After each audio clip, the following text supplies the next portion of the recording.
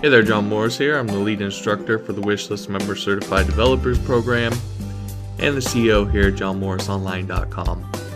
And in this video, we're going to talk about responsive typesetting. So responsive typesetting is the idea of changing the way that your text looks based off of what type of device or device width is viewing your text.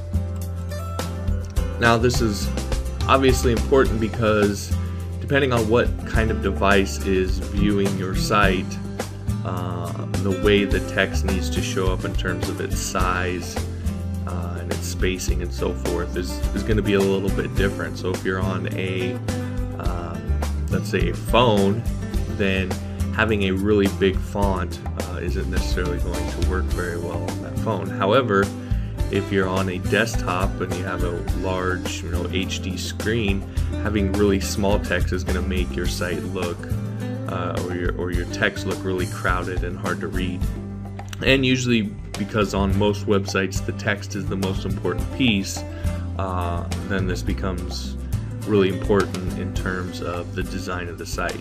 All right, so we're going to talk about some of the formulas that you use just in general for typesetting, and then we'll talk about how to do that when thinking of responsive sites. So what you're looking at now is an example of what you don't want to do.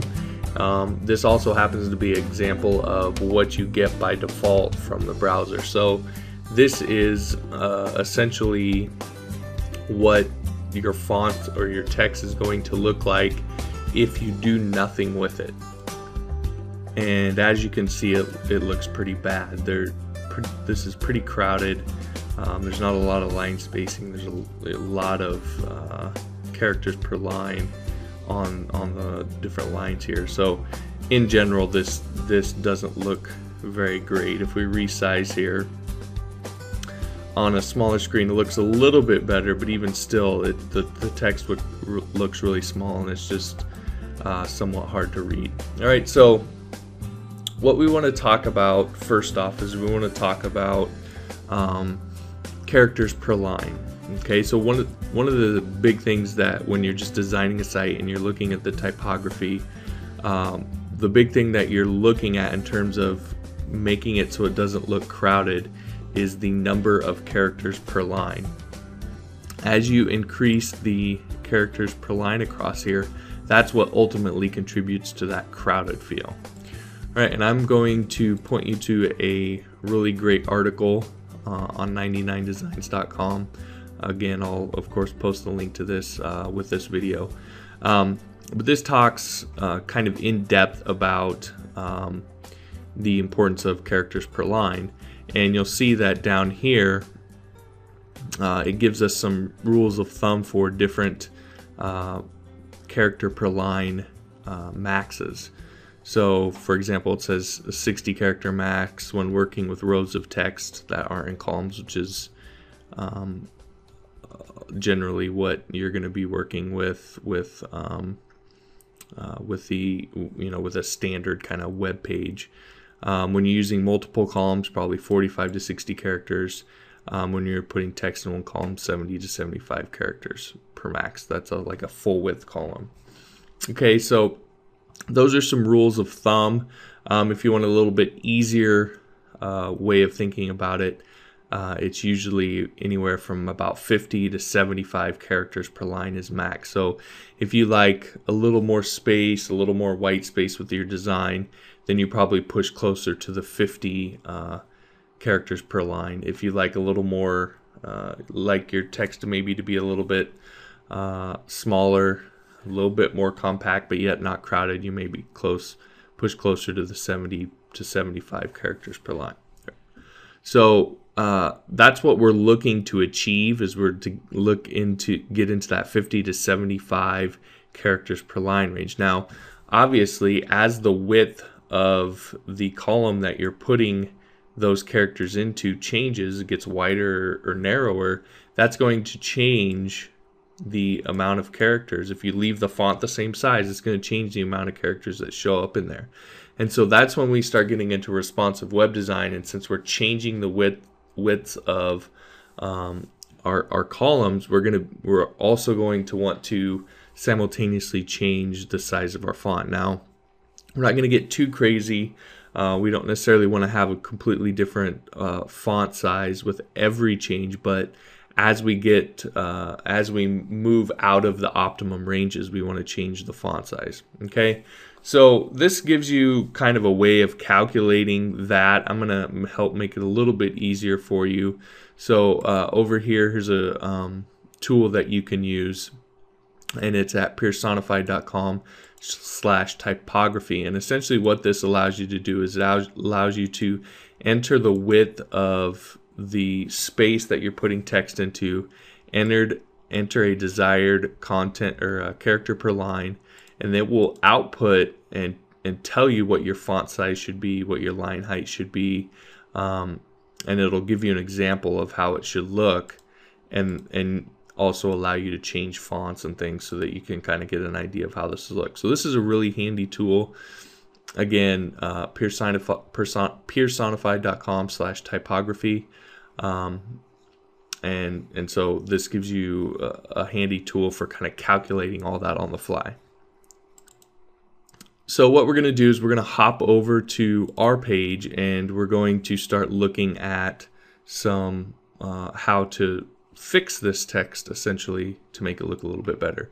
So I'm going to just kind of drag over my editor here, and you'll see I've kind of got this all commented out. I've kind of went through this. The first thing that we need to look at is, if you remember from some of the earlier videos, we need to set our default text, okay, before we do any resizing with the with any of the responsive stuff. Okay, so what it's going to look like in default mode, but we have to understand what default mode is. Okay, so you remember that I talked about when you do your media queries that essentially the media query, if you're using min widths, whatever your lowest min width is, below that is essentially going to be your default, what you're designing by default to.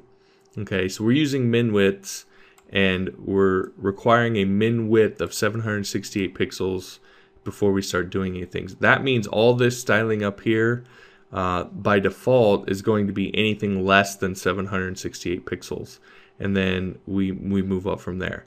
If you're doing a max width, okay, then you would have a max width of say 1199 on top, and then you'd have maybe 979 and then 767 on the bottom.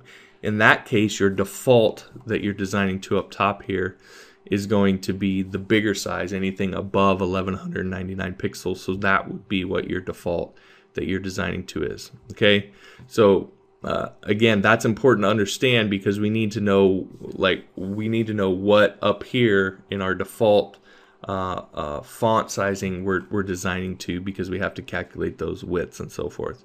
All right, so here we know that we're designing to whatever's below 768 pixels. We know the width of our container is going to be 750 pixels, so we can kind of start to get an idea of what we need to design to. Now, before we get into the nuts and bolts of doing that, one thing here, you'll see this font size is 100%. This is just kind of a reset in a sense. This is not necessarily necessary, but what this essentially does is it is going to take whatever the default font size of the device is, and make sure that that's what's the base font size is going to be. Most browsers and devices should do that on their own, but this is just kind of a double check to make sure that's happening. Also, a note here, you may have seen something, or you may see a tutorial somewhere along the line where they tell you to do something like this and put the font size to 62.5%. Essentially what that does is it changes the default font size from, and in case you don't know, default font size in most devices is 16 pixels. It changes it from 16 pixels to 10. Now people do that because it's a little bit easier to calculate based off of 10s instead of 16s.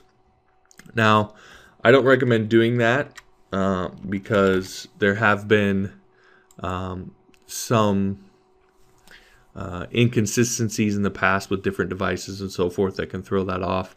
Also, when you do that, that means that you're going to have to change all of the sizing for essentially all of your elements, because 10 pixels is usually, in most cases, too small for anything that you're going to probably use it on. If we set this to 62.5%, you'll see that if we resize this, that is much too small for anything. Even if we resize this down, it doesn't work.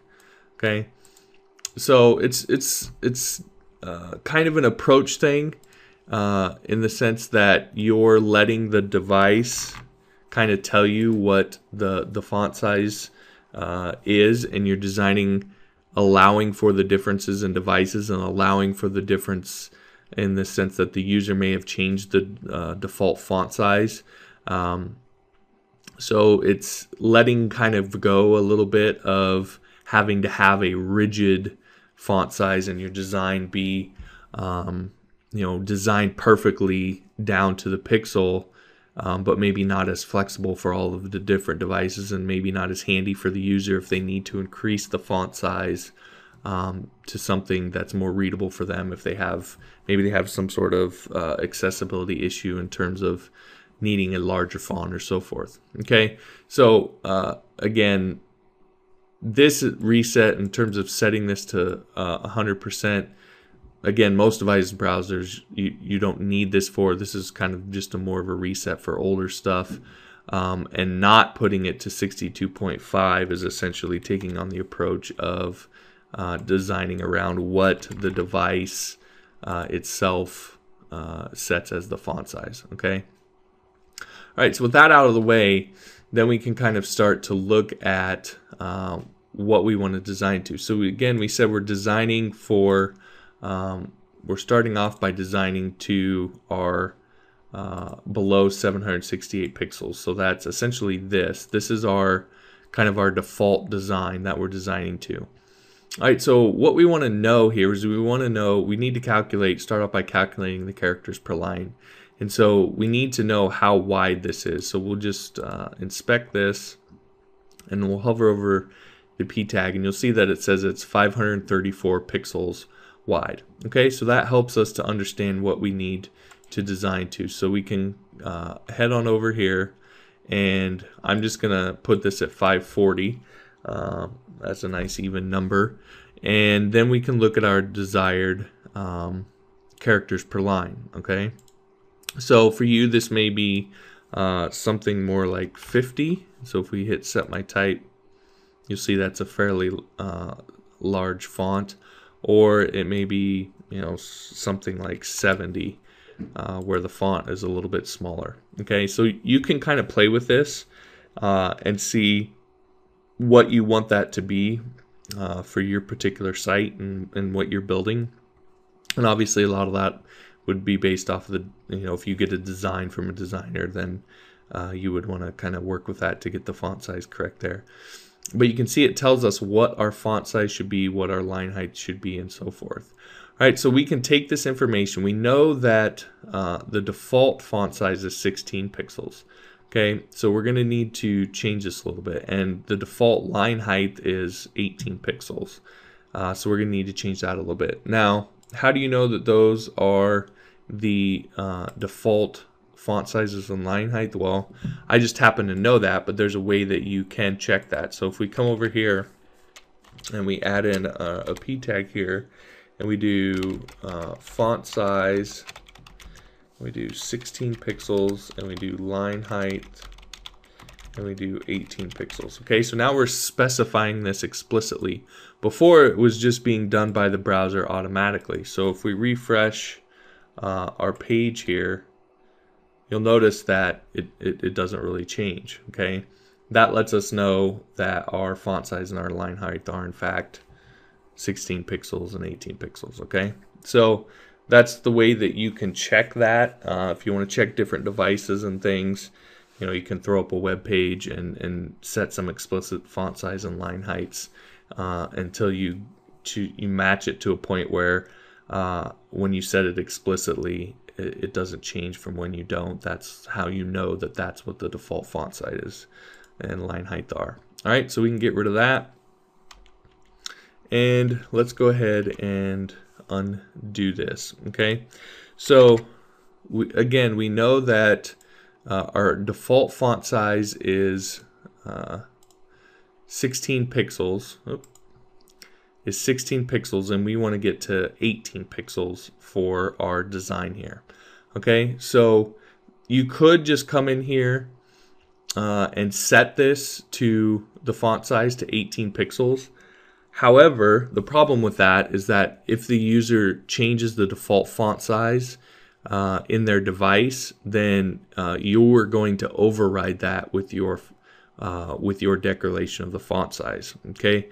The problem with that is that if they need that extra, if they've changed it, it's probably for a good reason. So you kind of want to support that for accessibility reasons. Also, different devices and the way they display can be a little bit different. So using a relative font size is a better way to go than setting it explicitly. But we need to be able to calculate that. Okay, so there's two ways you can do that. Three. You could use percentages, which we're not going to do.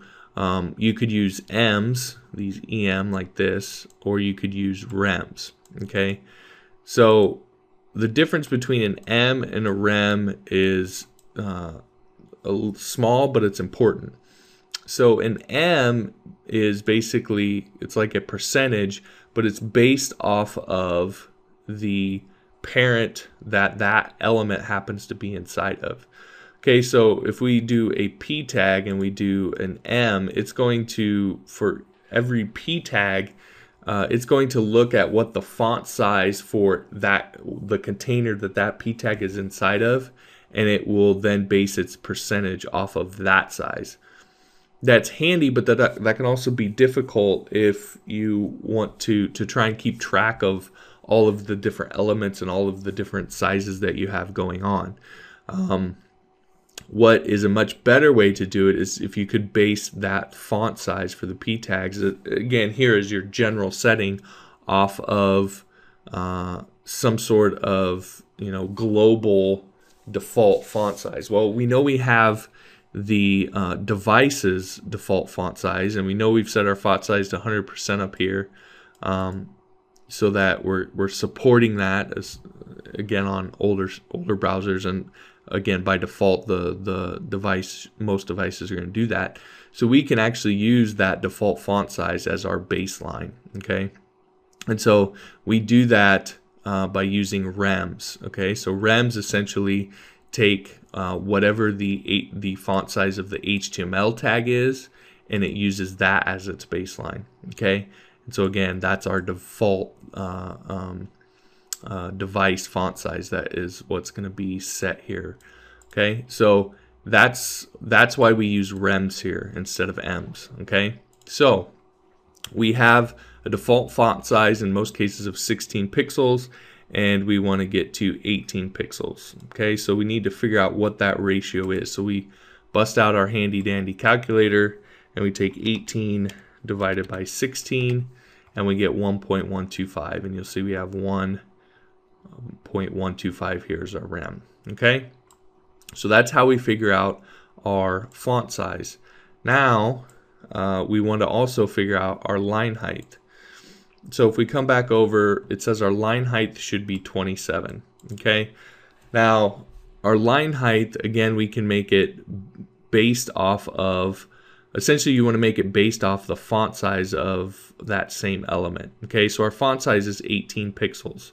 So we know that if we want to get a font size or a line height of 27, then we need to take that divided by our font size, and that gives us 1.5. Now the reason it's by our font size is because we're going to use M's. And so the line height is going to be, actually, I'm sorry, we're not using M's here. We're using, when we calculate line height, we can just put in 1.5, and that's essentially going to take whatever the font size is, and it's going to calculate this ratio. So our font size is 1.125, which is 18 pixels, and so it's essentially going to take 18 pixels and times that by 1.5 to give us 27 pixels, which again is, on our calculation here, 27 pixels is what we're after. Right, so that's how you calculate that. It's a little bit of math.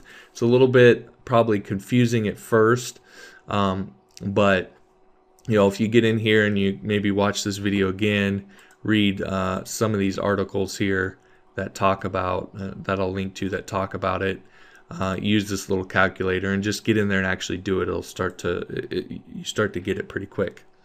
Okay, so again, if we head over here, that's what we're setting for our font size and for our line height. All right, so that should give us something that works a little bit better in terms of our font. So if we refresh this, now you see that looks a little bit better, but keep in mind that this, what we're designing for now isn't actually designed for our widescreen mode here. So this still looks a little bit crowded, doesn't look exactly great. What we're actually designing to is this size down here. And so when we get down here, then you can see that, you know, this obviously looks a little bit better than it does at the full screen size. Now, you may look at this and say, you know what, this doesn't look great to me. I want to change this up a little bit. Okay, so maybe I don't want as many characters, so I would change this maybe to 60. And so now you can see our font size changes to 20 and our line height to 29. So we can actually calculate that again. So we do 20 divided by our default, which is 16, and we get 1.25. So if we bring up our design here, or our style sheet here, we can do 1.25, and then we know that we need to get to 29 for our line height. So we'll divide that by 20, which is what our new font size is, and we'll get 1.45. Okay, so we change this to 1.45. Right, so we may take a look at that, and we'll go ahead and refresh this, and we'll come down here.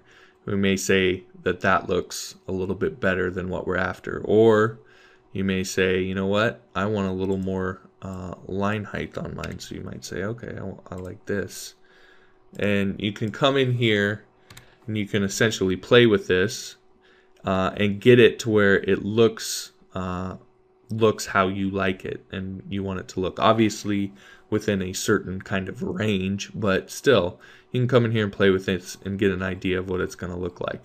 All right, and so that allows you then, once you've set kind of those font sizes here, those kind of become kind of your default fonts, and if you want to change things based off of it, then you can do that, and it's a little bit easier to do throughout the rest of your site. Now, as we mentioned, as your site responds, again, if we start out here, we'll notice that out here we have this width, then we shrink it down and we get to this width, we get a little smaller down to this width, and then finally all the way down here. Now, you could do different fonts for each one if you want to. You'll notice that we get right here, we don't have a ton of characters per line here. We're probably below the 50 characters threshold, so you may say, you know what, I want to make this font a little bit smaller here. As we get out here, this may be closer to the 50, so you're like, okay, I don't necessarily want to mess with that. Out here you say, oh, we're getting above, we're pushing the 70, so maybe we want to make this a little bit bigger. Again, you sit there and you look at it and you figure out what it is that you want to do with your design, and then you can do it. So the question is, how do I make that happen? How do I make this responsive? Well, we've set our default here. Now we can come down here to our media queries, and we can change up our font sizes down here. Okay, so here we're saying a min width of 1200 pixels. we're going to change from up here, we're at 1.25 rem for the font size and a line height of 1.65. If we come down here, we can see that we're at a font size of 1.5 rem, and let's just go ahead and change this to 1.6. Okay, and again, we use how we calculate this. Let's go ahead and make this full screen. Is we come here, we get what this width is, so you can see it's 730 pixels. So we come over here, we enter 730, and I believe this was actually based off 70, but we'll go ahead and change it. Let's just make sure. So yeah, this is based off 70, so let's go ahead and change this to 60, because that's what we're working with now. All right, and you can get an idea of what that's going to look like. So our font size needs to be 28 pixels, and our line height 40 pixels. Okay, so again, our default font size is 16, so we'll take 28 divided by 16, and we get 1.75. So let's go to our style sheet and let's actually change this to 1.75. And if we look at our line height, it's basically 40 divided by 28, so it's line height divided by font size, so 40 divided by 28. That gives us 1.428. That's probably, for me, is going to be a little smaller than what I prefer.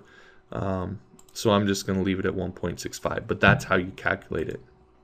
All right, so we've got that changed. We can come over here and we can take a look at what this is going to look like at this size. Okay, now, again, you may look at that and say, that's a little big. I don't know if that's how big I want to go with my site. So you could come over here. You could maybe put this to 1.55. Okay, and we'll come back over. And you may say, okay, that looks a little bit more like what I'm after. Again, that's something that you can play with. You just want to keep within the ranges and understand what those ranges are. So you would maybe come over here to see the bottom range of 50 and see what the, or I'm sorry, you'd actually go the top range like this, see what that is. You can see it's 24 pixels. Is kind of pushing the limit of the characters per line of how small you can make your text. So 24 divided by 16 is 1.5. So 1.5 is probably about as small as you want to go. When you start getting below 1.5, let's do 1.4, it's probably going to start to look a little bit crowded. So if we change that and go here, that's actually not too bad. So you may say, hey, that doesn't look too bad. And that's something that you could go with, but it's something that you can play with and understand what those min and max kind of ranges are in terms of your font sizing. And then again, you'll see if we go ahead and let's just go ahead and change this back to 1.55, and we refresh this. Then we can see as we get smaller, now our font size changed. Right here, change to that smaller font, and then it'll stay that font as we go down. You could, again, obviously at this point, you could, if you wanted to, change the font at this size and make it a little bit smaller. You sure could, and you would come in here. You would come in here into your media queries, and you would put in the appropriate font size at 992 and 768 and so forth. Okay. So that is how to mess with your font size. One thing you'll notice over here, this says the golden ratio typography calculator.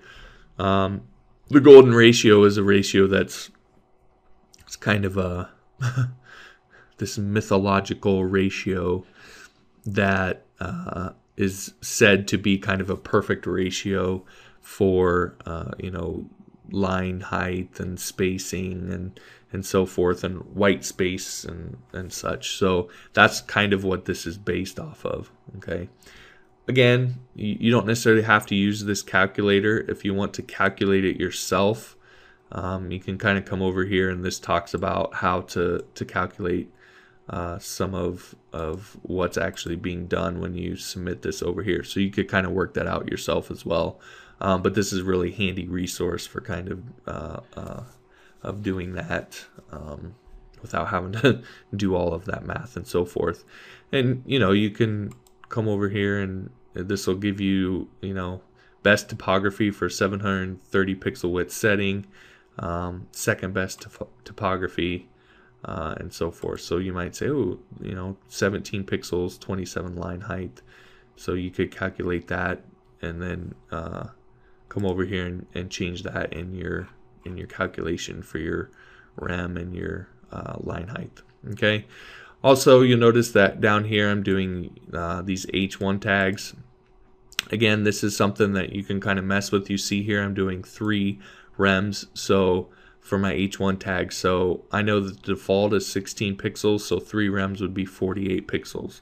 So if we look at our tags down here, this is an H1 tag, so that's essentially 48 pixels. And then these each successively get smaller. And again, you could look at these and you could say, I don't like this particular one or that one, or I want to have these change in a different ratio or so forth. And you can look at that and figure that out. And then again, figure it out for the different, if you want to change that for the smaller screen sizes, then you can do that.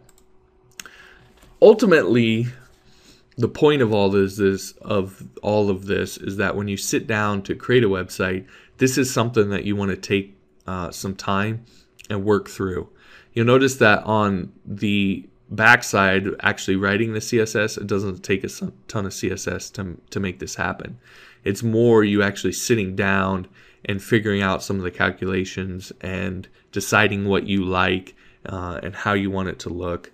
And then writing the CSS based off of that. Okay, so hopefully that gives you some guidelines for doing that, some resources you can use. I know, when I got into responsive web design, text was kind of an afterthought.